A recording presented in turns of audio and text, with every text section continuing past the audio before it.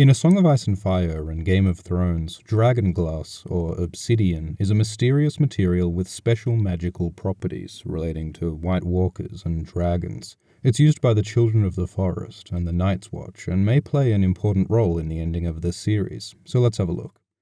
Obsidian exists in the real world. It's a volcanic glass that forms from cooled lava.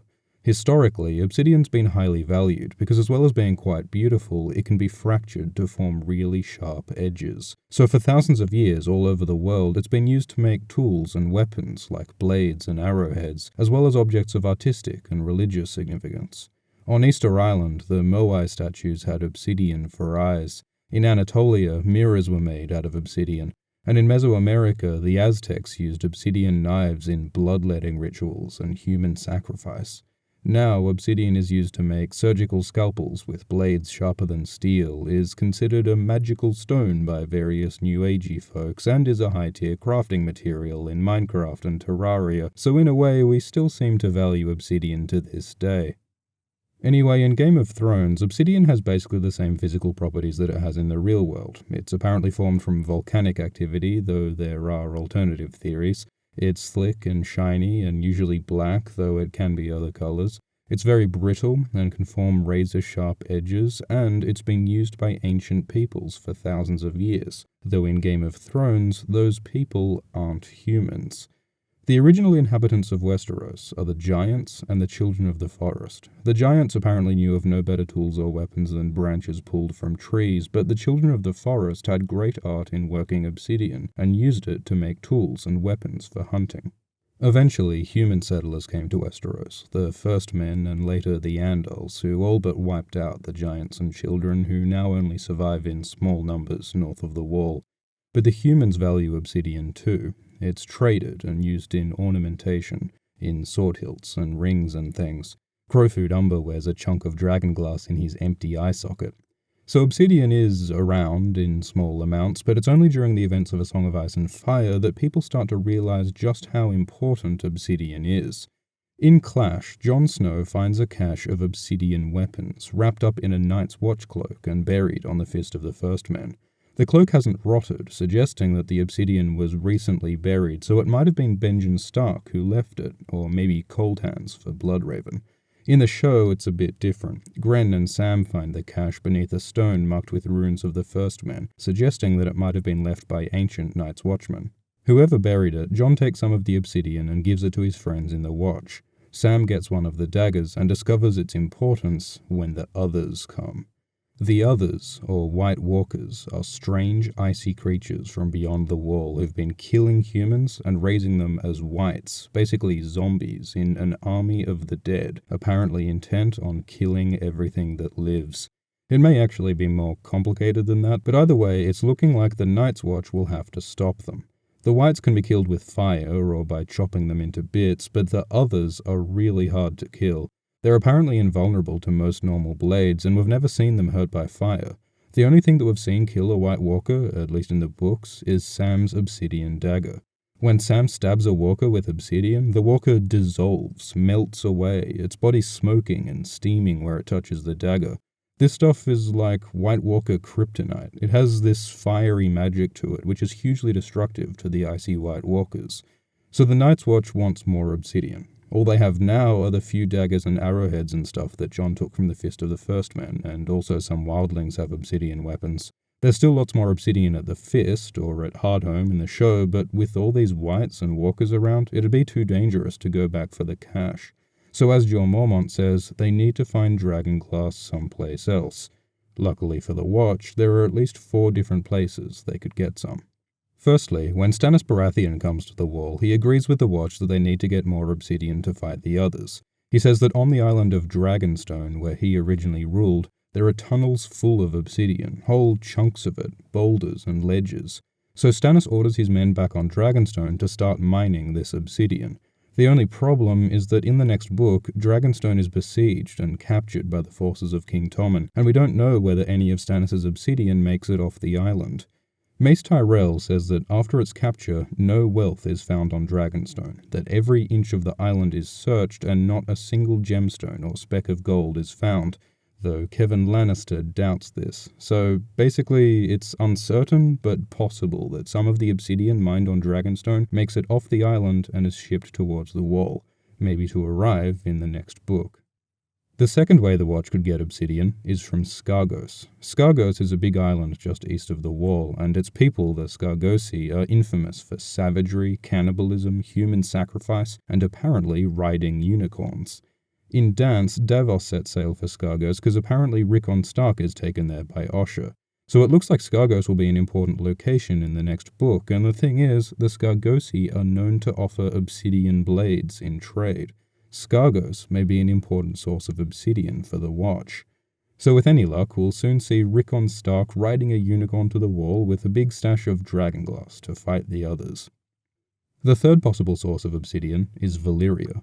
Valyria is where the Targaryens and their dragons originally came from. It was once the center of a huge, powerful empire, but was destroyed in a massive, mysterious, fiery apocalypse known as the Doom of Valyria. We don't really know what caused the doom, but it seems to have been volcanic, and part of the destruction involved dragonglass raining down from the sky, so presumably there's still a whole lot of obsidian lying around in the ruins of Valyria. Valyria is now considered a cursed, dangerous place, avoided by just about everyone, but if, say, Daenerys Targaryen was brave enough to stop off at her ancestral homeland on her way to Westeros, she might just be able to pick up a supply of obsidian. Imagine her turning up at the Wall when the walkers come knocking, bringing not only fire-breathing dragons, but enough obsidian to arm every man on the Wall. That would be a perfect way to stop the others, and for Daenerys to prove herself to the realm she intends to rule. This is just speculation, and George Martin has been kind of ambivalent about whether we'll actually see Valyria, though it has been shown in the show, so we don't know. It seems maybe not likely, but surely possible that Dany will deliver obsidian from Valyria. The fourth possible source of obsidian is the Children of the Forest. We know that they've used obsidian for thousands of years, we know that the children still exist north of the Wall, and we are told that the last time the others came, thousands of years ago, they were stopped with the help of the Children of the Forest, which seems to have involved the children providing the Night's Watch with obsidian. This may also be related to the legendary hero Azor Ahai, or the Last Hero, a figure who apparently led humanity against the White Walkers with a flaming sword called Lightbringer. Some fans speculate that this magic sword may have been made of obsidian, or some obsidian alloy, because many of the powers of Lightbringer can be explained by the properties of obsidian. It kills White Walkers, it burns without being consumed, it can emit bright light. A tale of Azor Ahai says when he stabbed a monster with Lightbringer, the creature steamed and smoked and melted, just like a White Walker steams and smokes and melts when Sam stabs it with obsidian. So there seems to be a connection here between Azor Ahai's magical sword and obsidian. Maybe the Children of the Forest will help Azor Ahai forge another Lightbringer, or maybe Lightbringer was actually not one sword, but the many hundreds of obsidian weapons given to the Night's Watch by the children, which over thousands of years became the myth of a single hero with a single magic sword saving the world. For now, we don't know. The point here is that the Children of the Forest may give the watch obsidian, and this could somehow be related to this Azor Ahai prophecy business.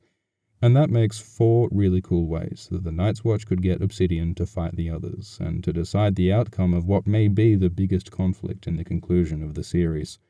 But there's still another reason why obsidian is important: glass candles.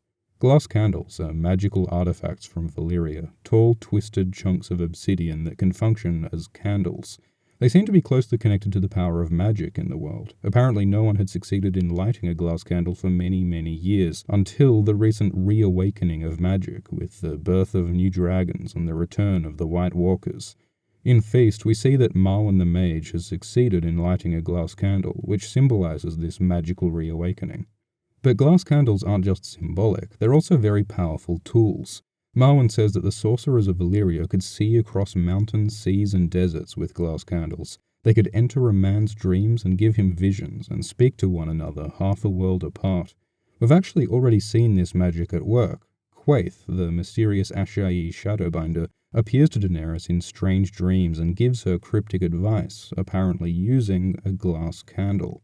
This use of fire magic to see across long distances and enter people's dreams contrasts with the magic of the Old Gods and the Weirwoods, which Bloodraven and Bran used to do the same things, to see across long distances and enter people's dreams. The way Melisandre and Macquarie see visions in their flames may also be related here, because it also seems a similar magic, using fire to see images. So all this gives a sense of order to the magic in this world. Anyway, we know Marwyn and Quaithe have glass candles, and it's actually possible that they're using them to communicate and work together, because when Quaithe warns Daenerys about everyone who's coming for her, she leaves out Marwyn. As well as Quaithe and Marwyn, glass candles are owned by the other maesters of the Citadel, someone called Urathon Nightwalker in Karth, and also the Targaryens of Aemon's day seem to have had some. We don't know much about how these candles are being used, but they're obviously very powerful and could play a big role in the future of the series. Hopefully we'll learn more about them while Sam is at the Citadel. Anyway, that is pretty much everything we know about obsidian. It kills White Walkers, so the Night's Watch will probably need some, and luckily there are a bunch of interesting ways they could get more. There are also glass candles, which we don't know much about, but could also be really important later on. Thanks for watching. Feel free to like and subscribe if you'd like to see more, and thanks also to the patrons who support this channel, including Travis Cook, Carson Wilds, Caroline Fay, Hon Monster, Mugchip, Marshall Snow, and to Vineyard Dog, who requested this topic. Special thanks also to Sean Woods, who kindly allowed the use of his video about making obsidian arrowheads. There's a link in the description if you'd like to check out his channel.